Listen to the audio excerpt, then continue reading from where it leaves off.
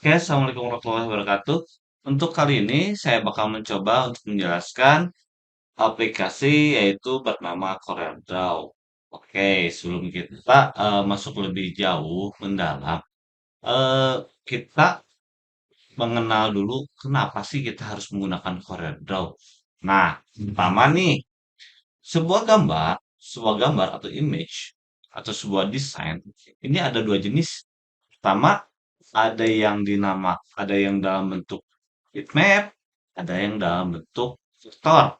Nah, kalau bitmap itu seperti foto-foto kita yang seperti biasa, contoh seperti foto-foto kayak gini, ini disebut dengan bitmap. Sedangkan kalau berbentuk vektor ini dalam berbentuk garis. Secara garis besar, secara garis besar, kalau bitmap ini adalah foto biasa yang ketika kita zoom ini perbedaannya, ini akan terlihat lebih buram. Berbeda dengan apabila kita menggunakan jenis vektor, kita menggunakan vektor, gambarnya ini ketika kita zoom, ini tidak pecah. Ini, nah, biasanya gambar-gambar vektor ini biasa digunakan untuk percetakan, untuk desain gitu kan. Contoh nih, tadi kan ketika kita zoom, ini kita pecahkan ya dari gambar segini. Lalu ketika kita menggunakan gambar vektor, ini tidak pecah. Contoh nih, yang tulisan asesor ini nih, tulisan asesor ini tidak pecah. Sebagaimana kita mau zoom pun, ini tidak pecah. Karena apa? Terdiri dari unsur dan garis. Sedangkan untuk gambar berjenis bitmap, ini terdiri dari unsur warna atau pixel. Dan ketika kita zoom ini, unsur warnanya itu terlihat lebih pecah gitu ya. Oke, selanjutnya nih, bagaimana pertama nih, kita buka dulu aplikasi CorelDRAW. Caranya pertama kita aplikasi buka CorelDRAW, klik Start. Pertama kita klik Start, lalu kita ketikkan CorelDRAW. Ini adalah tampilan awal ketika kita membuka CorelDRAW. Di sini ada file, ada new dokumen, dan seterusnya. Dan di sini ada dokumen, dan di sini ada gambar-gambar. Ini adalah recent atau berkas pekerjaan yang sudah kita kerjakan sebelumnya nih. Oke, tanpa basa-basi, kita klik dokumen dulu, dan di sini ada dokumen setting. Dokumen setting ini kita bisa setting nih nama dokumennya. Di sini ada dokumen settingnya, generalnya kita setting. Mau kita kasih nama apa? Misalnya project, project satu. Itu nih untuk page-nya atau halamannya kita mau kasih berapa? Dua atau berapa? Kita bisa ubah. Untuk view-nya, apakah single atau multiple view? Lalu preferred color-nya ada CMYK atau RGB. Nah, kalau CMYK ini percetakan untuk desain, tapi kalau RGB ini untuk kayak untuk pengolahan pixel, pengolahan warna gitu kan. Untuk dimensinya, width-nya ini adalah lebarnya kita mau satuannya berapa? Inch, kita rubah inch, milimeter, pikas, poin dan seterusnya. Contoh, saya rubah menjadi inch saja, untuk inch saja. Untuk bisa saya inch menjadi 88,5 inch. Height-nya ini untuk tingginya itu sekitar 14 inch. Lalu untuk orientasi dokumennya, ini kita bisa potret atau kita bisa tegak, atau landscape atau kita bisa terentang atau sejajar gitu kan. Untuk resolusinya, ini paling tinggi ada 13 dpi, bisa 200 dpi, 500, 100 dan seterusnya. Untuk layoutnya kita bisa rubah, legal atau dan seterusnya. Untuk colornya kita rubah. Atau kita bisa menggunakan pilih di sini jenis dokumennya. Ini kalau kita custom, apakah kita membuat sebuah dokumen legal atau A4, kita bisa rubah di sini. Contoh kita buat A4 dulu dengan settingan potret gitu kan. Nah, ini adalah tampilan awal dari sebuah CorelDRAW nih. Nah, sebelum kita masuk ke project, ada beberapa tools yang ada beberapa yang bakal saya jelaskan. Pertama, pertama,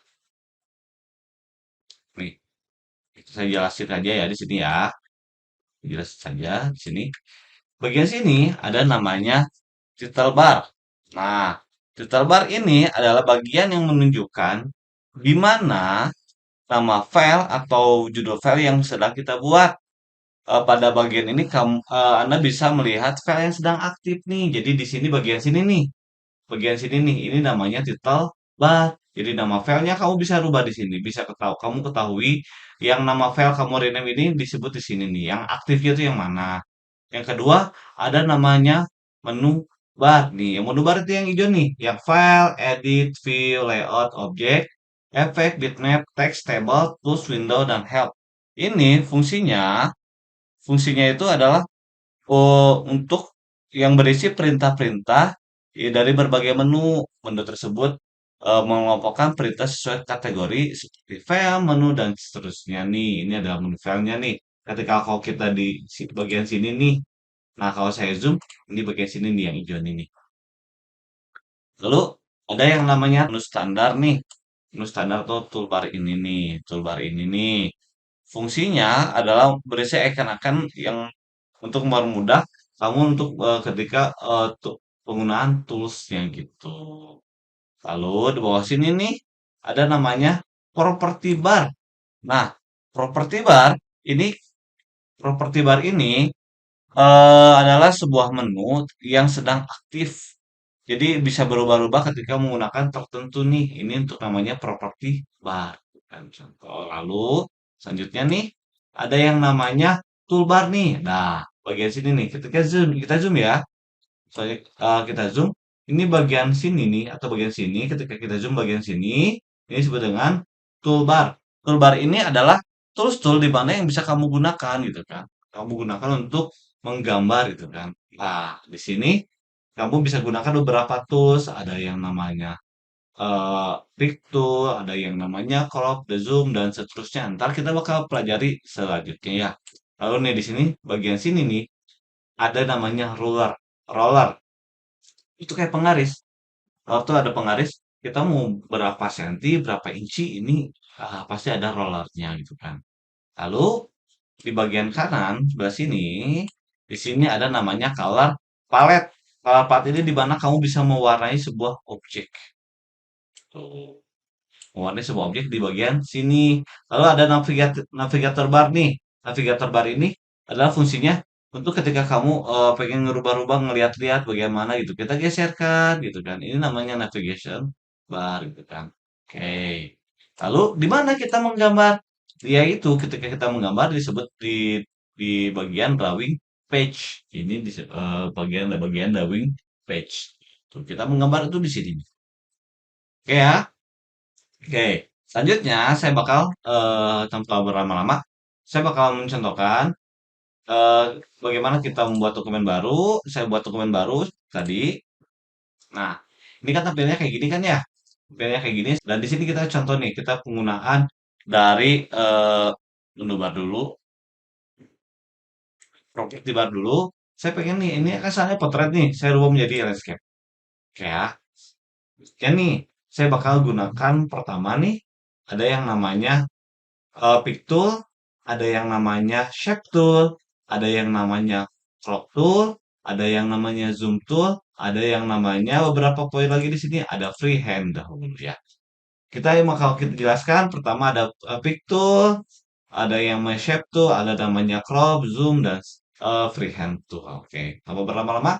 Contoh nih, ketika kita menggambar, ketika kita pilih betul, ini kita klik kiri drag, klik kiri dulu ya, klik kiri, kan di mouse, lalu geser, ini tidak terjadi apa-apa nih. Lalu sama juga dengan namanya shape tool, ini sama kayak gitu. Lalu bagaimana penggunaan dari eh, pick tool sama shape tool ini dan crop juga bagaimana? Lalu sama yang zoom tool juga gimana? Caranya kita untuk menggambar ini kita menggunakan freehand tool dahulu. Contoh nih, ketika kita menggunakan freehand tool, kita gambar asal dulu aja ya. Gambar asal dulu aja. Ini adalah gambar asal-asalnya. Yang simpel dulu, saya gambar kayak gini. Ini adalah gambar asal kita ya. Kita bisa menggerakkan menggambar ini sesuai dengan kemauan kita, gitu kan ya. Ini namanya kita menggunakan freehand tool. Nah, di freehand tool ini, ketika kita pilih, ketika kita di freehand tool ini, di freehand tool ini, kita juga selain kita bisa mengklik, klik kiri jangan dilepas untuk menggambar. Ada juga kita bisa menggunakan caranya bagaimana? Caranya kita klik sekali di kiri, lalu kita arahkan mau sampai mana nih, gitu ya. Sampai mana ini panjang lebarnya? Ini membuat sebuah garis horizontal. Bagaimana ketika vertikal? Klik kiri, kita arahkan ke bawah. Oke ya, ini menggunakan freehand tool. Dan selain itu, ketika kita menggunakan freehand tool, contoh, kita kombinasikan dengan pick tool. Nah, pick tool nih. Ketika kita gunakan pick tool, saya pengen menghapus bagian sini. Kita sorot, ini bakal terekspresi atau terpilih. Ketika sudah terpilih, bakal ada tanda kotak seperti ini. Ketika kita pengen hapus, klik delete saja. Kayak paham ya? Sama juga yang ini kita gunakan delete saja. Contoh nih. Oke. Mudah-mudahan paham ya sampai sini ya. Oke. Lalu ketika dokumen kita kayak gini, saya pengen dokumen kita ada zoomnya. Zoomnya ini saya pengen ketika kita scroll ke dokumen zoomnya ini, zoom in zoom out, kalian bisa gunakan scroll yang ada di mouse kalian, scroll atas, scroll bawah ini untuk zoom in zoom out. Tapi ketika ini kejauhan, kita gunakan tombol atau tool zoom atau kita pencet eh, di keyboard ini adalah Z. Kita sorot ini, klik kiri sini, kita arahkan sini. Oke ya. Dan ini otomatis fokus. Oke, paham ya? Oke, kita coba gambar. Kita project pertama, kita gambar kayak gini. Nah, gambar kayak gini nih dulu nih. Dan di sini, ketika kita menggunakan freehand tool, di sini ada di bagian property bar, di bagian property bar, di bagian property bar, ini ada beberapa pilihan menu nih. Ada yang bagian sini kita untuk memper tebal garis. Contoh kita tebalin garisnya, lalu kita rubah garisnya. Apakah pengen garis putus-putus atau mau kayak gimana? Ini bisa rubah. Atau kita mau tambahkan panah juga bisa, gitu kan ya. Lalu nih selanjutnya ada bagian di mana kita menggunakan bagian-bagian yang di sini. Ini bagiannya kayak gimana? Ini namanya freehand smoothing. Artinya kita memperhalus gambar yang kita buat. Contoh, ketika kita buat gambar menggunakan freehand tool, smoothingnya kita rubah dulu, kita perkecil, itu biar kita terlihat perbedaannya. Gambar kayak gini biasa, ini terlihat banyak titik-titik kayak gini nih, oke ya. Ini ini tidak smooth atau tidak halus. Bagaimana ketika kita menggunakan freehand tool? Ketika kita pengen lebih smooth, kita ini perbesar menjadi 100, apa perbedaannya? Ini secara otomatis menjadi garis yang lebih halus. Oke, paham ya? Sampai sini. Oke, selanjutnya ada yang namanya kita buat yang namanya perbedaan antara eh, yang namanya shape tool. Kalau shape tool ini ketika kita klik ini, kalau freehand, kalau namanya pick tool itu kita hanya bisa menggeser saja. Berbeda dengan namanya shape tool. Ketika shape tool ini muncul garis-garis kayak gini. Kita menggunakan shape tool kita bisa eee, rubah ini menjadi lebih melengkung atau kita bisa lebih lurus di menu tool-nya, convert tool-nya gitu kan. Atau kita pengen lengkungkan, ini bisa kita lengkungkan juga gitu kan. Ini penggunaan namanya shape tool. Contoh lagi nih, bagian sini nih biar kita lebih jelas nih. Ini kan kayak gini nih, saya pengen lebih lengkung lagi nih, kayak gini, kita rubah lagi. Bagian sini kita pengen rubah nih, bagian sini kita rubah. Klik saja bagaimana yang kita rubah, kita geserkan saja. Oke. Kalau seandainya kita pengen tambahkan kembali, tambahkan titik, kita tambahkan di menu tool ada namanya add notes. Di add notes kita rubah ini menjadi kayak gini, add note lagi di sini, add note lagi, kita add note. kita rubah bagian sini kliknya, ini menjadi rubah.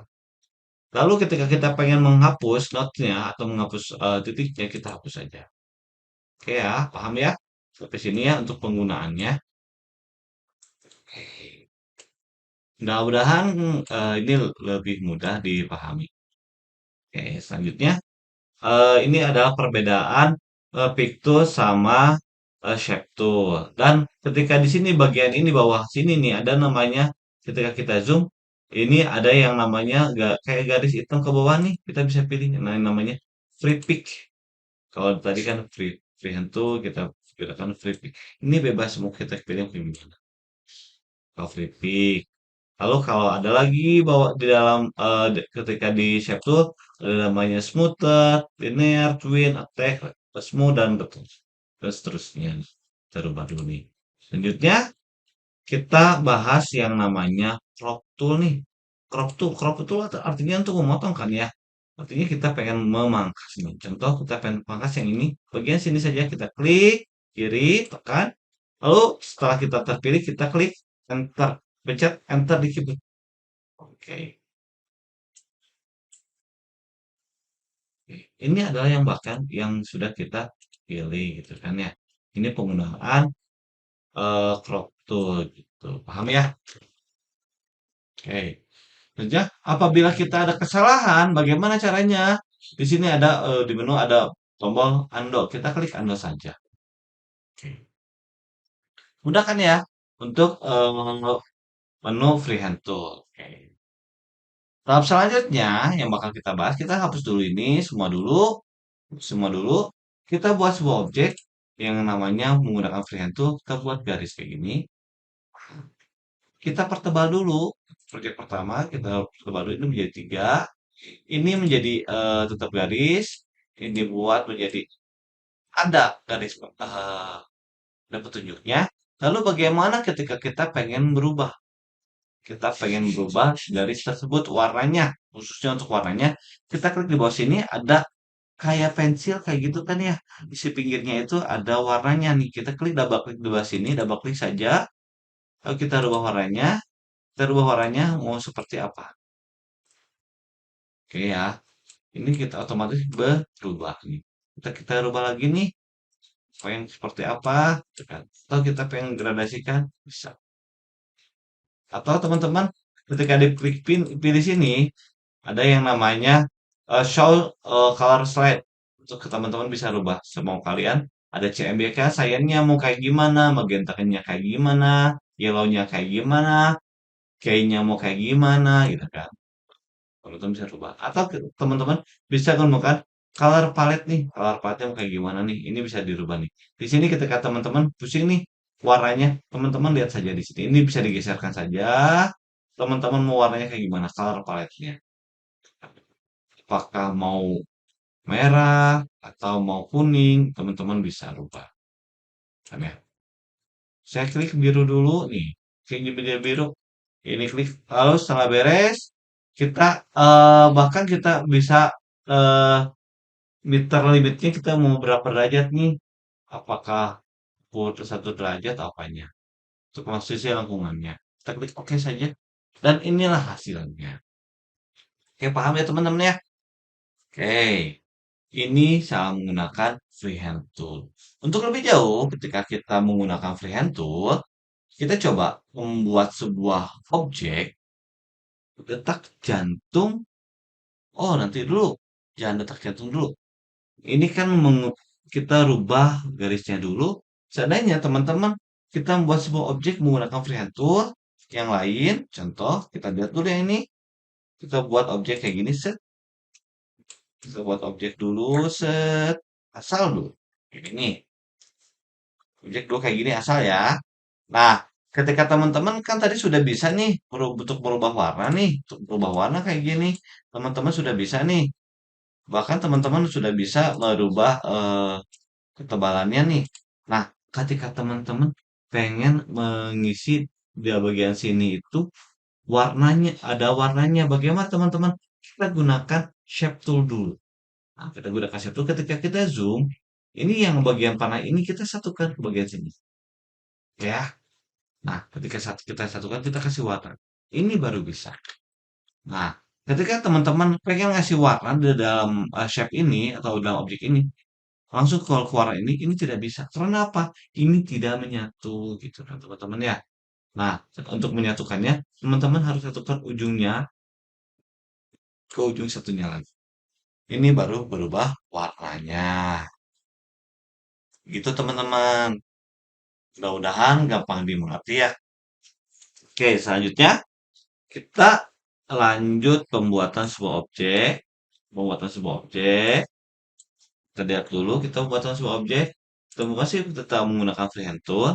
Kita gunakan teknik kalau tadi menggambar bebas, kita gabungkan menggambar bebas sama menggambar menggunakan garis. Contoh saya buat garis kayak gini.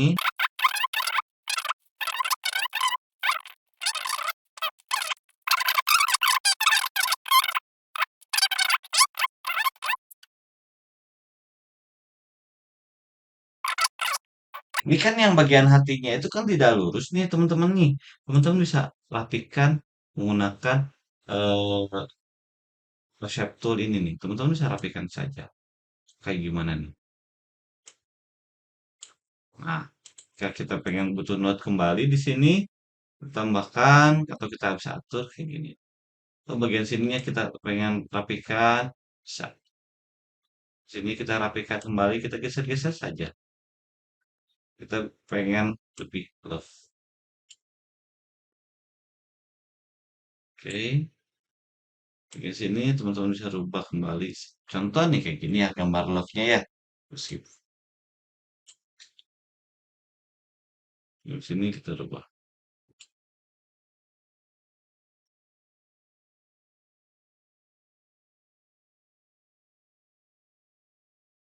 Buat kayak gini.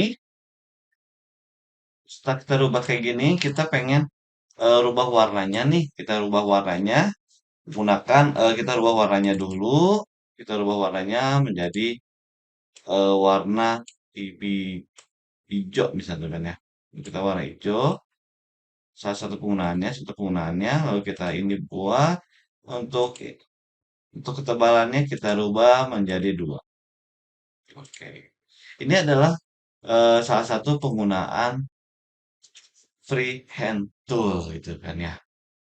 Lalu nih teman-teman, ketika teman-teman pengen nih bagian sini misalnya teman-teman pengen edit lagi nih, pengen edit lagi kita gunakan shape tool. Teman-teman pengen rubah nih, ini menjadi close curve-nya kita rubah. Sorry, kita bagian sini, kita teman-teman pengen ada curve-nya atau menjadi ada lengkungannya teman-teman bisa rubah. Jadi lengkungannya, kan ya. Teman-teman bisa rubah menjadi lengkungannya. Ada lengkungan-lengkungannya, teman-teman bisa rubah. Sedangkan seandainya ke bagian sini, teman-teman ini tidak perlu, teman-teman bisa namanya delete notes. Sangat saja. Oke ya, teman-teman. Mudah-mudahan materi kita hari ini mudah dipahami. Sekian, silakan dipraktekkan teman-teman. Mohon maaf apabila ada kesalahan kata. Sekian dari saya. Assalamualaikum warahmatullahi wabarakatuh.